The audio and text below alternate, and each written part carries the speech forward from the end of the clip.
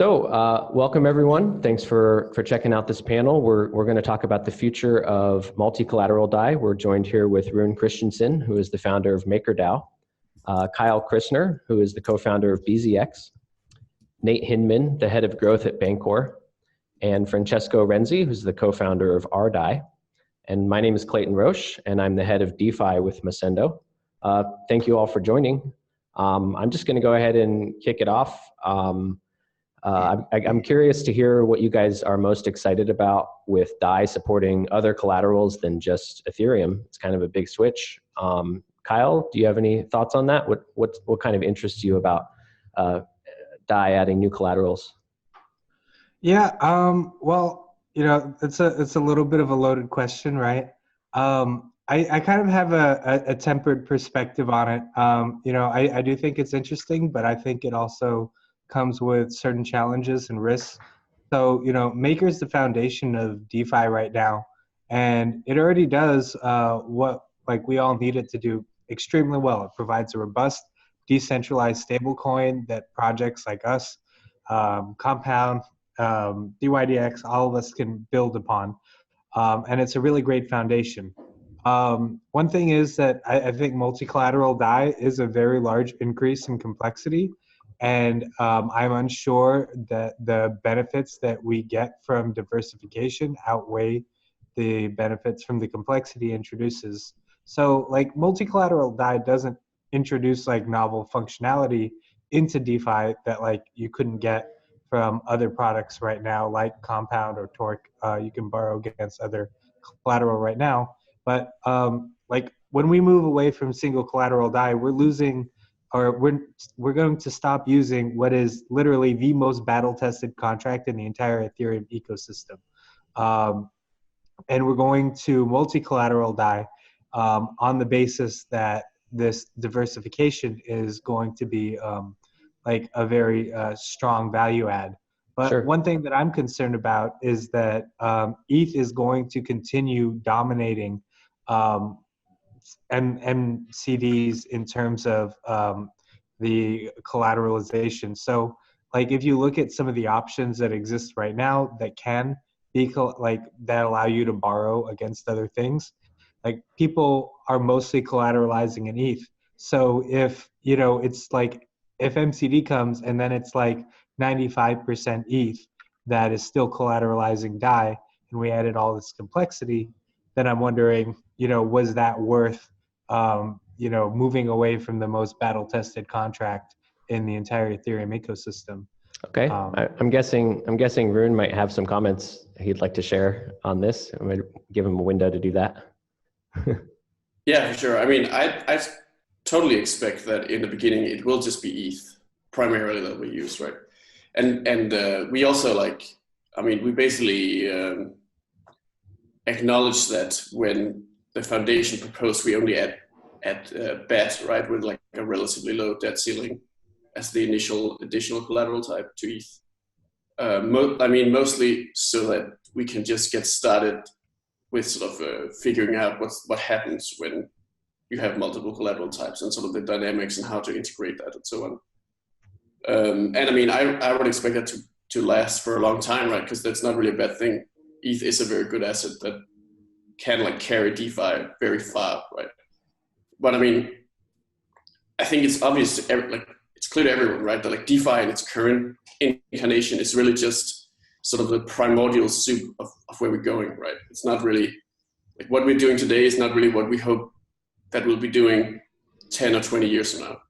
So that's why it's still critical to do do like the necessary upgrades to support and be future-proof, right, as early as possible, because that just that reduces the overall risk, right, and the overall complexity of it, and even like guarantees that it's even possible to do it all. Because of course, one day, and this is sort of the really fundamental dynamic, right? Like one day, if DeFi continues to scale, it simply will just not be safe to only use a single collateral type to back it. Both sort of inherently, just because, it's just not like, if you just use one type of collateral, it's kind of like the financial crisis, right? With everything being built on top of real estate that then turned out to be priced wrong. But then also some sort of the more like, there's also like the perspective that you'd never really want like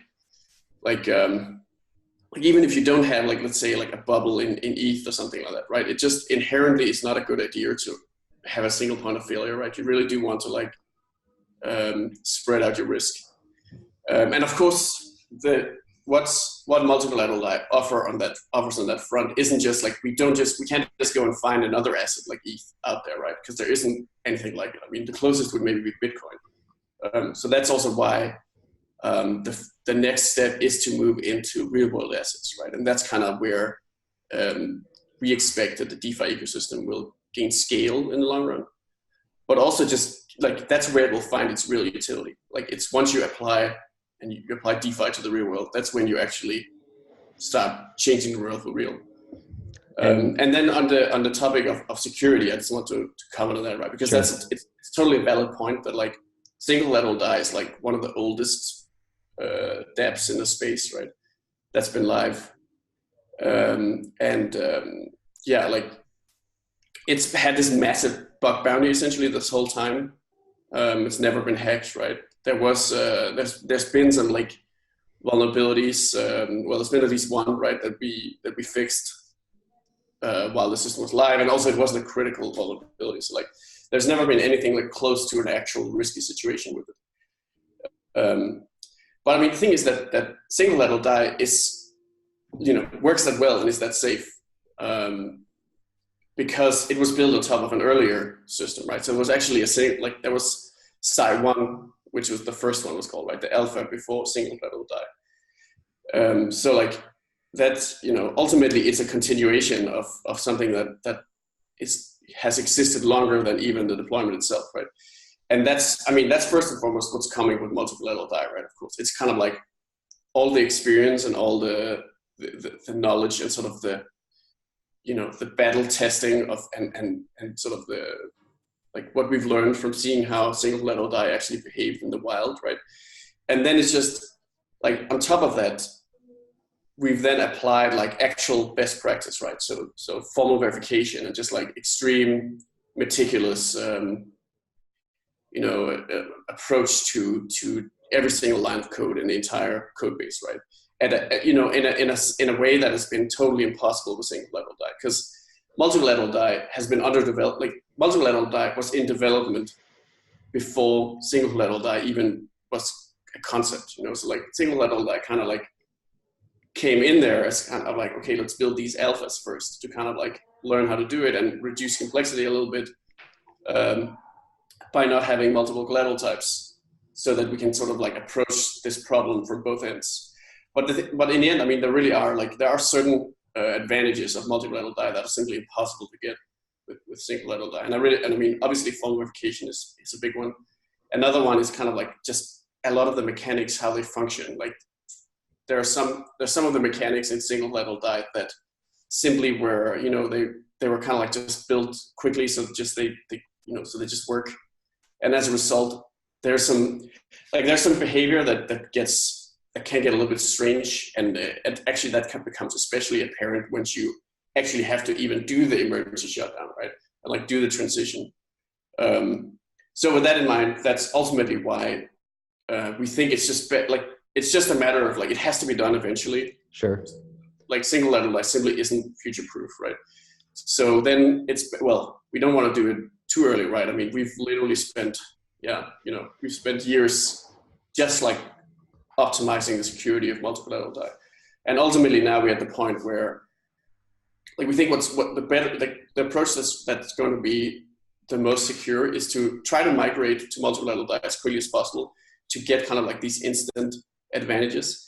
And then also obviously continue to iterate on multi-collateral Dai even after it's launched, because that's maybe the final really, really big advantage that it has, which single collateral Dai possesses this advantage to some extent, but multi-collateral Dai has really has kind of taken it to the extreme. And that is the ability to like upgrade the system on the fly, and kind of like the entire thing is so modularized that you can very easily replace any single component using the governance mechanism. And this way actually recover from even potentially like critical vulnerabilities, which of course we don't expect that to exist, right? But we don't expect that to exist in single collateral Dai either. And it's just, in the end, on the other hand, you always have to be prepared for it. Sure, of course. And yeah, I appreciate, Kyle, I appreciate your points about, what we have now is sort of working. So why do we want to introduce this complexity? But Rune, I also like that lens. The way I think of it is that single collateral Dai is almost like a proof of concept for what Dai can really be. And to me, the thing that excites me the most is the potential of real world assets in multi-collateral Dai. I think that, like for me, I want to transition to a currency that we can use in the real world and can actually scale. And I think that that's a necessary step. Nate, you and I have talked a bit about sort of the relationship between Ethereum and Dai. I'm just kind of curious your thoughts on this this conversation so far. Yeah, from our perspective, multi-collateral Dai seems super interesting. It creates this kind of new layer of incentives between protocols and Dai. Currently there's a lot of protocols that do have tokens and that are under pressure to use Ethereum or to use Dai, and you create this really interesting incentive mechanic. If your token is included in multi-collateral Dai, then the use of Dai in your protocol is in some ways utilizing your own token. So, I'm super interested in particular in this kind of alignment of incentives between the sort of protocols that have tokens and also multi-collateral Dai. That makes sense. Mm-hmm. Sure. And how about you, Francesco? What are your thoughts on Francesco built rDai, and so I'm assuming you're going to have to kind of modify things to accommodate MCD. Curious your thoughts on MCD, the migration is going to be horrible for us. Okay. Because we don't depend on Dai, right? Like we actually hardly ever touch Dai. It's mostly we depend on Compound. So there will be a period where liquidity might, go this way, go that way. It's hard to say how long it'll take for actual borrowing to start happening with the new Dai. So yeah, we don't know how long it'll take, and it's all a bit weird. I'm actually super interested in it just to see how mature the ecosystem is, to see how fast we actually move, to see how many hiccups there are, who has problems. That I think will give us a very clear idea of who are the best players in the space, just how they handle this migration, because it's going to impact everyone. So you said it was going to be horrible? Is that the word that you used? Oh yeah, it's going to be horrible. Okay. I fully expect it will be horrible for us at least. I don't know for everyone else. And when you say horrible, because we're launching very soon, so it's literally the wrong time. Okay. So it has a little bit to do with just your own product development and the timing in that regard. Yeah, absolutely. Sure. Okay. But, no, it's very exciting. Very interesting point Nate brought up about the aligning incentives. That's very interesting. But I tend to agree with Kyle that I think multi-collateral Dai is trying to do too many things at the same time. I hope they don't, I remember hearing stuff about, other currencies that they could create by collateralizing Dai. Haven't heard them speak too much about that lately, but that seems to be extra stuff that probably they shouldn't do. Like, I think DeFi works very well because everybody does one thing very well. And so far, MakerDAO has been a very good stable currency. And that's what we all expect it to keep doing, right? So I hope they don't succumb to starting to want to do everything because they can. And I know they can. I just hope they don't even try. Let everybody else do the other stuff and just focus on being the central bank we all need, and keeping Dai stable. Because if they keep, I'm super excited like you about real world assets, right? That's, in my opinion, that's what's gonna take Dai to the next level and take the whole industry to the next level. But it adds so much complexity and risk management that they really have to just stop only doing that. Like, you can't do too many things. So I just hope, MakerDAO can focus and just kind of, do their thing. Sure. Yeah, Go ahead, Kyle. There's no real necessary connection between real world assets and MakerDAO and multi-collateral CDPs. Like if Compound, put on their price feed some, real world asset, boom, people could borrow against that.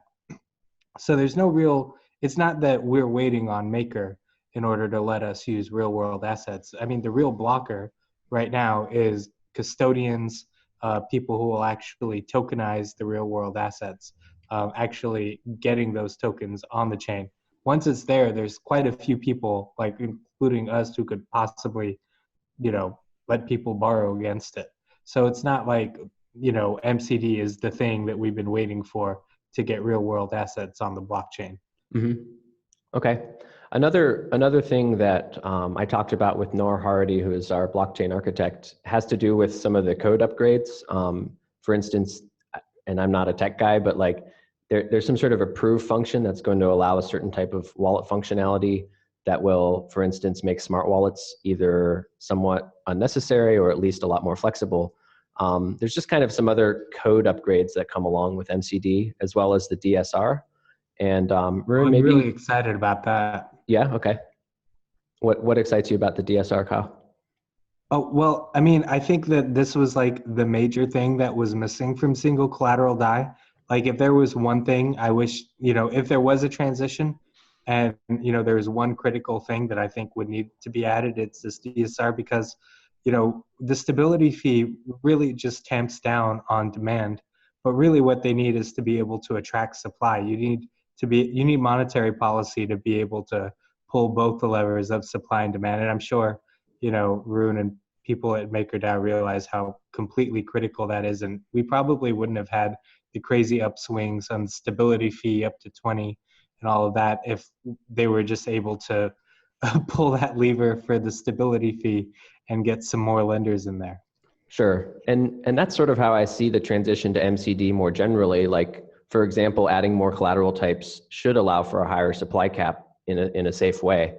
Rune, do you see that in the same light, the relationship between adding new collateral and a higher supply cap?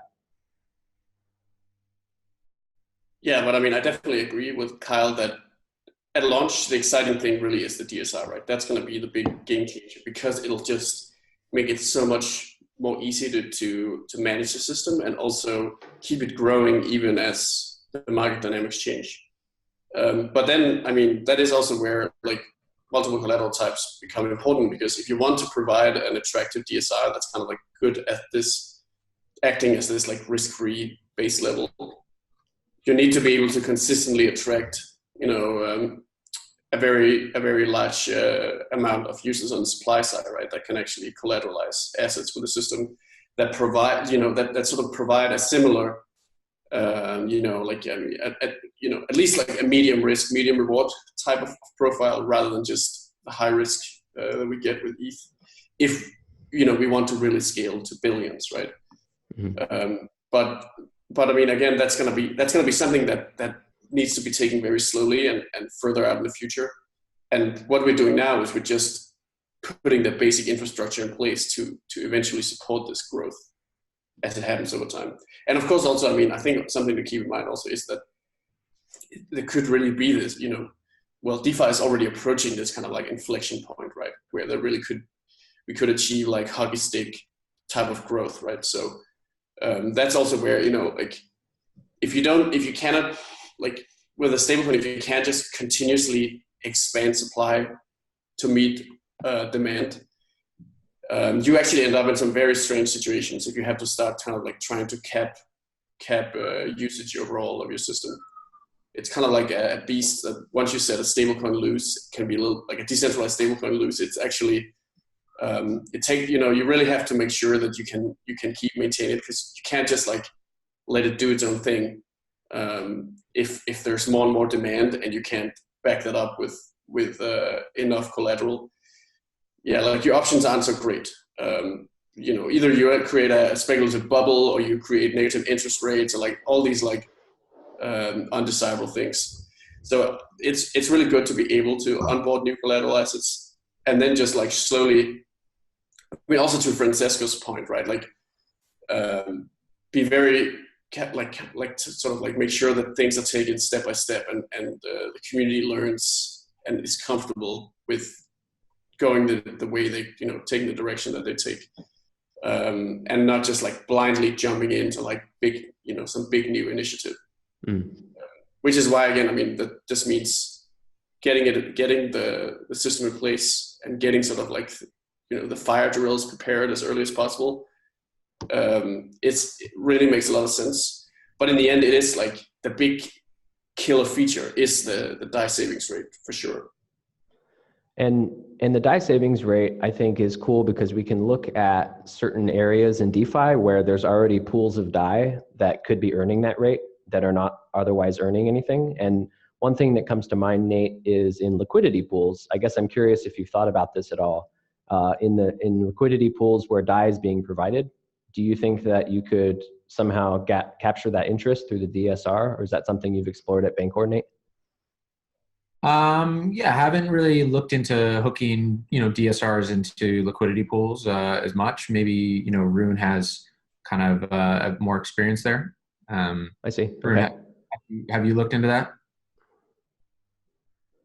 I mean, so the typical example of that we use for how we see that, you know, that the DAI savings rate can be used in more ways and more innovative ways than just like the simple, like a user can get a, you know, a low risk, like continuous and stable return, right? But you can actually use the DAI savings rate to combine with other DeFi protocols to make some more advanced solutions, basically. And I think the most obvious example is how you apply something like the DAI savings rate to Compound, right? So you can actually use the DAI savings rate to boost the return that people get on Compound, because you can, you know, you can use the unutilized supply that's sitting in Compound. And right now, like, there's a lot of DAI sitting totally idle in Compound, doing absolutely nothing, right? All it does is kind of like taking the return away from the other suppliers, essentially. And what can happen is that, you know, what Compound can do is they can turn on the DAI savings rate for this unutilized supply, and through that actually, you know, give an extra boost to the average yield that a supplier on that platform will have. Which is generally why, I mean, we also see, like, we've never seen the DAI savings rate as being like competitive to DeFi protocols, right? Because it just provides something different, because it's this like low risk, low return, always available type of service, right? That actually has a really nice synergy with the more advanced lending protocols. Kyle, I'm curious if you thought through on Fulcrum how the DSR might affect how you run things over there, as far as like Rune was talking about on Compound, any unutilized DAI that's in the pool could earn a DSR. Have you guys looked into that? We had actually not, but that's actually a super interesting idea. I was just trying to run through how that would work in my mind as Rune was talking about it. The thing I had been thinking about, so, you know, like BZX and MakerDAO, we co-authored this paper, this article. It was like last year, around July or something like that. And we talked about something called iTokens, which are like tokenized loan pools. And, you know, later on people knew like Compound C tokens and our iTokens as a result of that. And one thing we thought was really interesting was locking up these like iTokens into multi-collateral DAI and earning interest while you're taking out a loan. But, you know, one thing I've been talking to, you know, with like Robert from Compound is like the idea of like, well, what if you listed, you know, like iDAI on Compound, or you listed cDAI on Fulcrum, and then people, you know, lend it out there, and then suddenly you have like CiDAI or ICDAI, and then what if you went and you put that in multi-collateral DAI and you're lending that out, and, you know, or like, you know, maybe at the bottom there's like, you know, sDAI, some kind of like savings DAI, tokenized DAI savings rate, and then you're putting it through that entire process until you have something like CISDAI or something like that. That had been what we had been kind of like thinking about and like trying to figure out how that would work together with Maker. But like this idea of the unutilized assets, kind of like shipping them off to the other lending protocols. That's a pretty interesting idea as well. I think what's important about the DSR is that there's no additional risk associated with it, as opposed to the scenario that you described, Kyle, where I would think that each iteration you'd have to analyze some risk. And I know that if one of these kind of meta tokens made it into consideration for MCD, like the collateralization ratio, for example, would be factored in by the DAO when they accepted that. Yeah. I'm curious, Francesco, I know when we talked about rDai, we talked a bit about like opportunities that you could use rDai's design for, like in a prediction market, when something is staked as collateral, for example, but it's not earning. We talked about the ability to direct your interest out of your wallet to another destination while still having the collateral. So I'm curious, like how the DSR either affects that or maybe it doesn't affect that. Yeah, I mean, the idea is very similar. I remember listening to a podcast with Rune talking about this idea while we were developing it. So, I mean, it's been around for a while. I think the main difference is the risk and the reward, right? That's it. Every single protocol will have to think like, is it worth the risk to use something like rDai, which uses, Compound or even BZX, or is it better to use the DSR, lower risk, much lower reward? I mean, that's just up to each product. Obviously, we're going to hammer hard to get rDai out there. Higher rewards, so that's going to be our selling point. Sure. And everybody will come back. Yeah, but what are the risks? So I mean, they're both good products. I mean, the DSR clearly has a huge advantage because of the name of Maker, but I think people will be attracted by the high rewards. Until there's a major hack in DeFi, people don't really perceive the risk like they should. It's not priced in. So I would consider that for the moment, people will prefer the high returns. Once something happens, people will start running to the DSR, unless something happens to Maker, in which case we're all screwed. So, we just have to kind of hope that the Maker's fine and everything else is fine, and just see what people decide to use. But yeah, I mean, the idea of having locked money is bad, right? Especially with everything we've got in DeFi. I think anybody managing an interest pool, anybody managing a pool of DAI should put it into an interest pool. Like, sure. You mentioned that Nate could possibly use it in Bancor. I don't know if you guys have been following a product called Balancer. So Balancer is planning to use rDai in their build. So they will basically have a pool of 3 different stablecoins, which will be using the R token framework to gain interest in the meantime. So basically they have this kind of exchange pool where they are also earning interest. So I think this is going to be how everybody builds stuff moving on. Like if you're building DeFi and you have a lot of DAI and you're not earning interest, you're doing it wrong. It doesn't make sense. At least the DSR, that's the benchmark. Like if you don't use the DSR, you're wasting your time. If you use the DSR, that's good. Maybe you could, turn up and go and use something more risky like rDai. We're probably also going to integrate the DSR. Actually, we're kind of thinking about this because with rDai, we always want it to be redeemable, right? And clearly, if we're using Compound or if we're using BZX, it depends on their liquidity.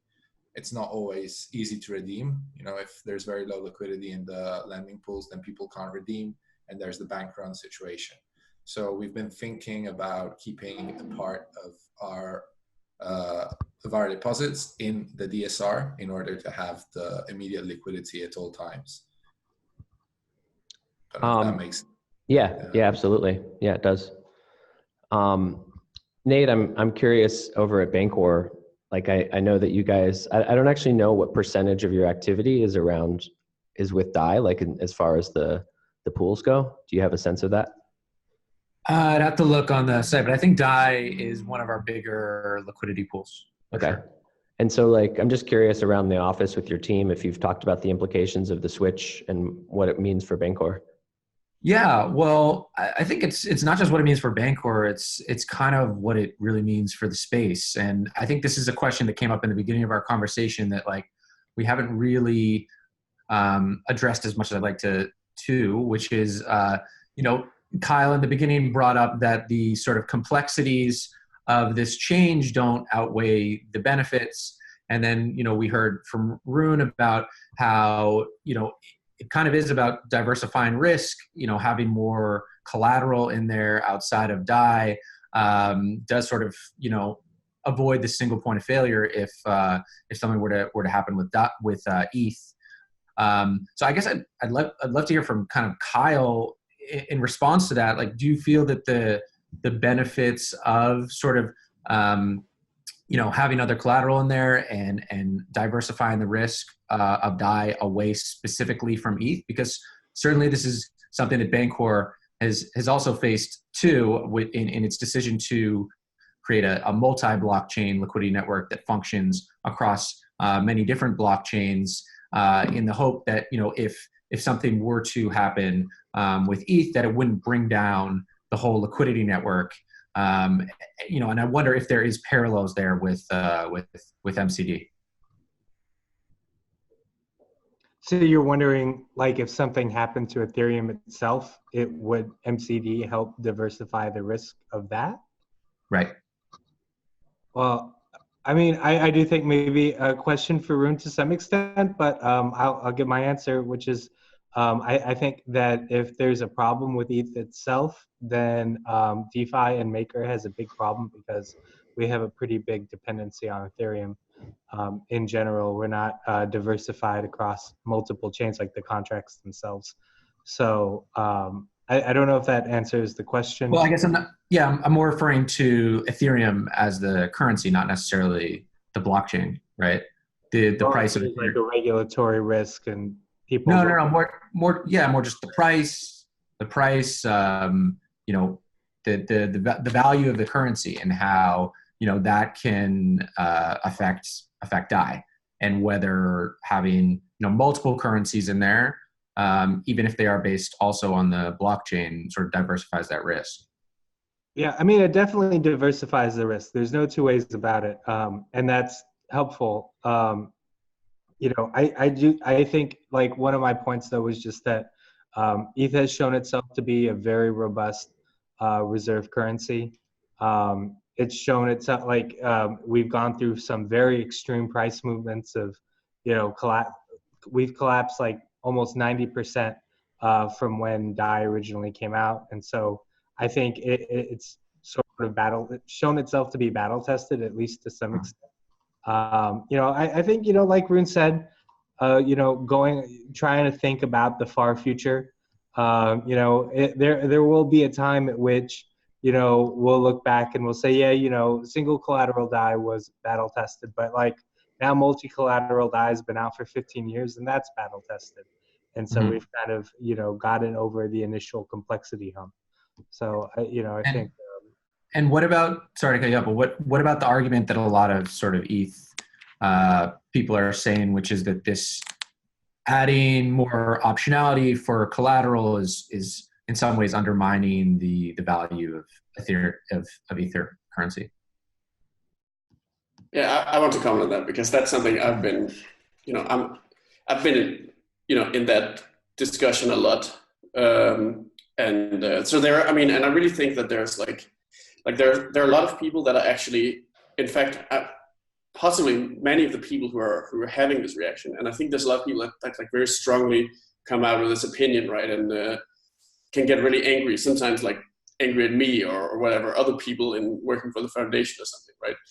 And I think what's happening is, it's like there's people with a lot of ETH holdings that have been sort of in their heads, like they've been pricing ETH as like, ETH is guaranteed to like back all value of all currency in the future because DeFi is going to take over and it's all going to be ETH only, and like, so it's, it reminds me a lot of like the Bitcoin maximalist type of thinking, right? Where like you really have this like view in your mind that like this asset is going to take over everything and just like become sort of like, you know, like a standard that just everyone uses in all cases, and without never worrying about, or even it won't even be sort of a reality that it's volatile or risky or anything like that, right?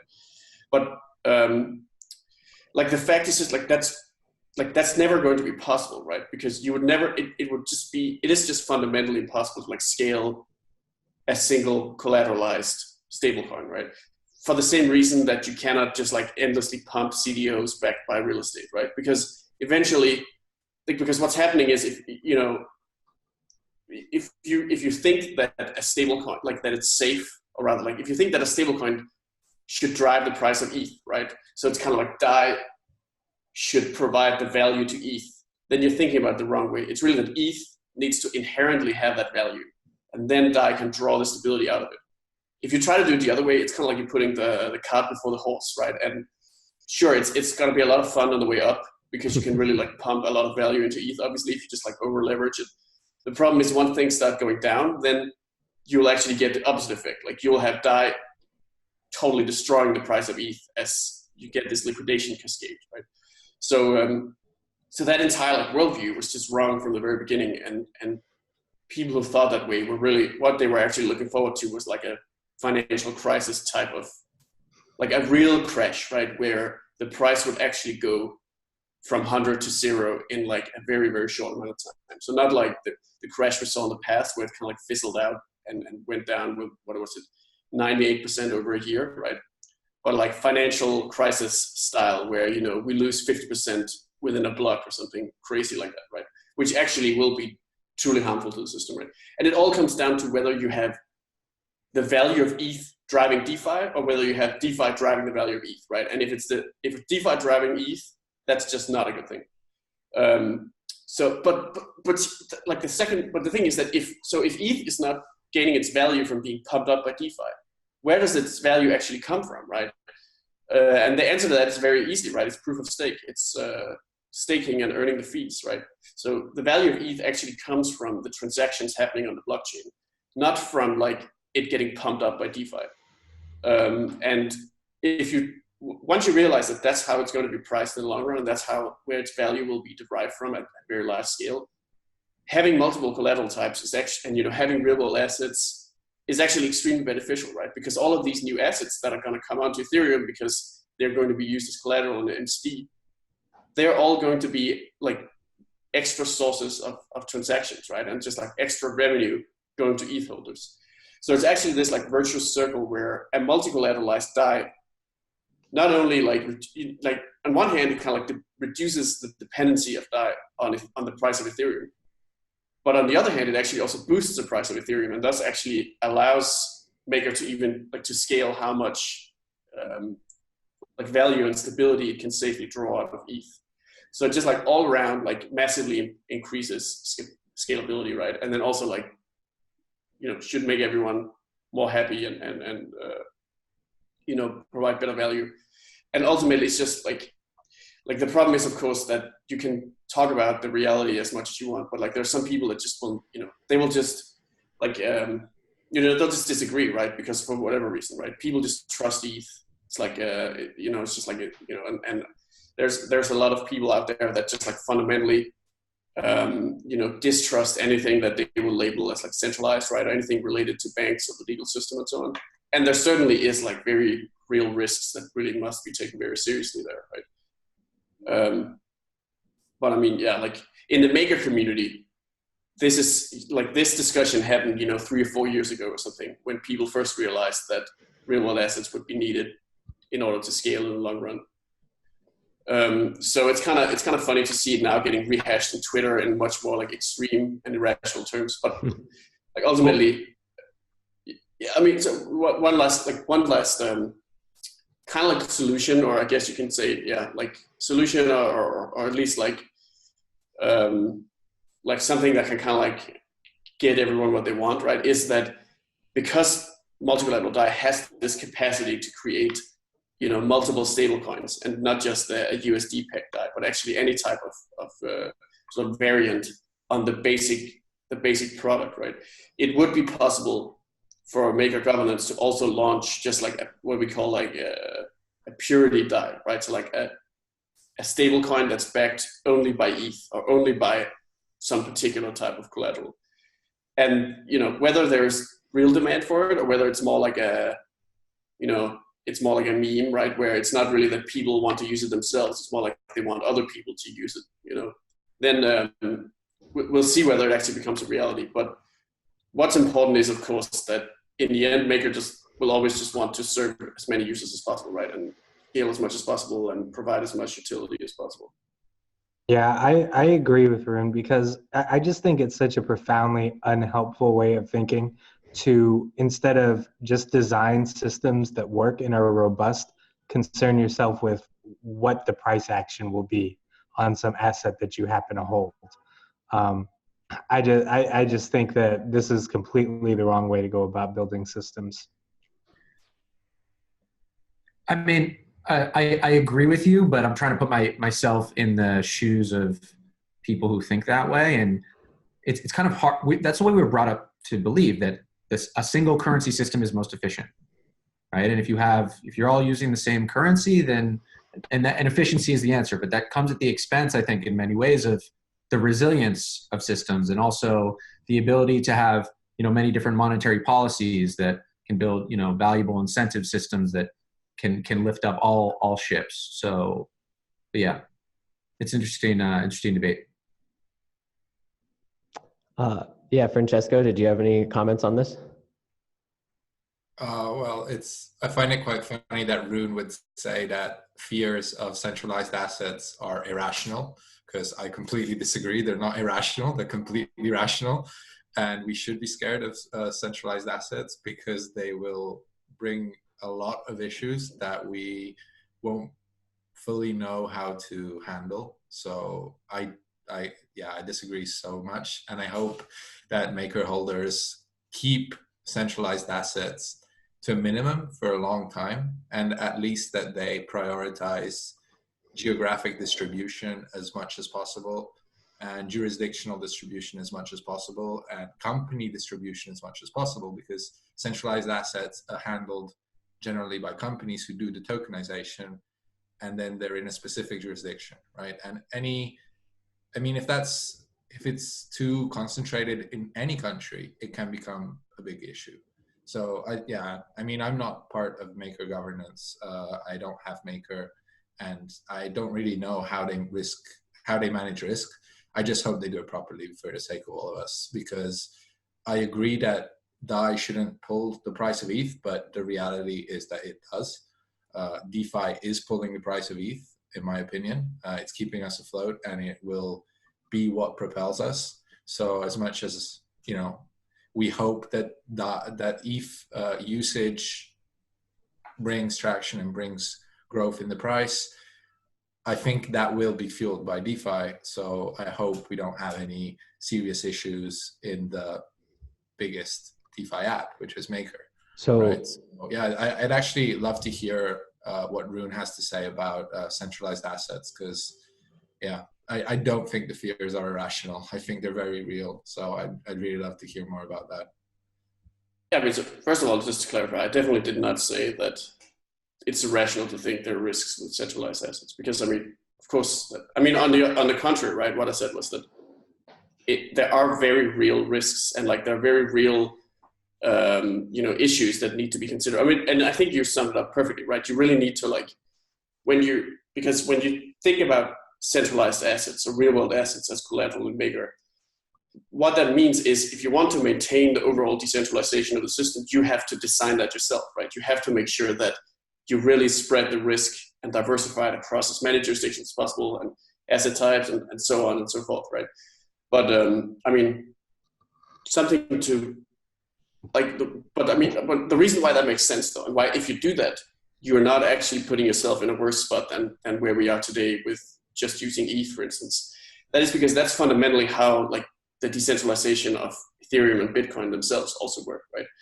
I mean, and like people aren't too scared, right? I mean, of course there are people have healthy skepticism towards it, right? But ultimately, we don't really see people constantly losing their minds over the fact that the price of ETH is actually, is entirely decided on, by centralized exchanges, right? And generally, like the entire, like ultimately how all of the Bitcoin and ETH markets work. This is of course true to a less extent for the other altcoins, but then instead they rely directly on Bitcoin and ETH themselves, right? But like the Bitcoin and ETH markets are like very, very integrated with like regulators, and it's entirely based on, like, price discovery is entirely based on fully centralized exchanges, right? That are all totally regulated and like deeply in touch with regulators, right? And there's actually not that many of them, right? And they're concentrated in the US and China. So like ultimately that doesn't mean that it's not decentralized, right? And it doesn't mean that it's totally unsafe or something, because first of all, I mean, there are of course also a lot of other sources of liquidity, right? And there's the ability to kind of like adapt to crackdowns and so on, right? And in fact, it's even happened before, right? I mean, Bitcoin even somewhat easily, or at least like Bitcoin was able to like get past the Mt. Gox situation, right? Even though that was actually an extreme level of centralization. But yeah, I mean, my point is that the same thing that keeps Bitcoin and Ethereum decentralized and safe, right, and sound, despite it relying on centralized infrastructure, that is what you have to apply as well to something like Maker, right? If you're going to actually use centralized assets directly. And one of the cool advantages that we get is that you really do get to like design this for real, right? So we can't decide where the biggest Ethereum and Bitcoin exchanges are going to be, right, in the world. That just happens, and it's outside of anyone's control. And if everybody wants to use Mt. Gox, it actually just happens, and there's nothing to do about it, right? But with Maker governance, you can absolutely like set a hard limit and say, we're not going to have more than 10% of the collateral be backed by the US legal system or something like that. And ultimately, try to kind of like balance off the unique type of risk from each approach, right? So like Bitcoin and ETH have their own unique risks, but they also have some really amazing advantages. And I think especially ETH, right, with proof of stake, has this like incredibly strong kind of like core that provides a lot of value and stability. But it does still have these disadvantages, right, and correlation and so on. And ultimately there is just some mix, some way of bundling these different things together so that you can like, play off all the advantages and disadvantages, from each of the different assets, and ultimately just get a diversification and sort of like an overall exposure that's superior. I agree with you, Rune. One way that I kind of think about it is like centralized assets are not inherently scary. Like say you were an investor, right? And you held a basket of centralized assets that included real estate in several countries, currencies from several different countries, corporate bonds from several different countries. These are all centralized assets. Government could come and seize the house, the property deed in one of the countries. One of the currencies could hyperinflate and turns out one of them was Zimbabwe dollars or something like that. But because of the power of diversification, just because each of these assets are centralized and could go to zero because of some kind of centralized action, doesn't mean that you're at some kind of very high level of risk. If you properly diversified, you should be hedged against that. Some of these assets will go up, some will go down, some black swan events will happen, but in totality, you should be fine. And so centralized assets are scary in isolation, but in a basket that's been properly weighted and with like rigorous risk management practices, it's actually quite safe and safer than even like one decentralized thing. Yeah, and of course to get there, the absolute key is taking it step by step. Right? You're not going to get to the perfect diversified ultimate basket by just like jumping in and just like doing it, right? You have to actually be very careful and take it slow. But I think there's also one last thing, and maybe this is also one of the killer advantages of MCD versus SCD that really has to be highlighted, right? So that is that in MCD, MKR holders who make the decisions around all of this stuff, right? They are also going to start to be on the hook for any potential bad decisions that they make, right? So that and this is actually not the case in single collateral DAI, and that's also one of the really compelling reasons to upgrade, right? So what that means is that if MKR holders, they decide, okay, we have this cool basket and we have, some American bonds and we have some European currency and then we have some Zimbabwe currency, right? And then the Zimbabwe currency blows up and there's a lot of money lost. Then obviously everyone would be like, well, why on earth did you pick freaking hyperinflating currency, right? That was a really stupid decision. And it wouldn't be fair if DAI holders had to take that loss, right? So of course the system is built so that, well, if you want to make stupid decisions, you have the power to do so, but you also have to pay for it, right? And that's how the incentives are aligned, so that ultimately there's nobody who wants, diversification to be done right, more than MKR holders, right? MKR holders are the ones who truly have like everything at stake to make sure that they don't do some crazy experiments or, just like act too fast and loose, right? They've got everything sort of set up so that it's in their absolute best interest to take things slow and be very careful and be very like thoughtful and risk averse in how to actually grow the system. Yeah, I absolutely agree with Kyle and Rune about having a diversified basket of centralized assets. If you think about it, it really kind of models a decentralized system when you have a sufficiently diverse basket of centralized assets, for the same reason that you're not centralized in one country or one jurisdiction or one asset type. So we're coming to a close here. I guess I wanted to go around real quick just to ask everyone if they had any final thoughts to offer on this conversation. Super awesome dialogue about these topics. Maybe I'll start with you, Nate, if you're ready. Just curious if you had any final observations maybe on this topic of centralized assets, or what do you want to leave us with? Excited to see how things play out. Largely agree with a lot of what's been said. So no final thoughts from me. Nice. And Francesco, how about you? I'm really excited to see where Maker goes. I hope we can create a very circular economy. I think we're not there yet. We need to have places to spend and have places to earn, so that the money keeps in the system. And I think that's what sustainability looks like. And I'm also super excited about derivative tokens. So, I think for now we've only scratched the surface. I think rDai was a pretty cool derivative, new functionality and stuff. But I think we're going to see stuff which is really new. We're going to see tokens that make money do things we can't really think of. And I think we haven't seen that yet. I'm really excited to see things that are not vanilla. I think for now we've only got vanilla money. We need more flavors. We need to see more derivatives. So that's what excites me in DeFi. Nice. I like that. And Kyle, how about you? Yeah, I think I feel good about the dialogue. So I'll just leave my part where it is.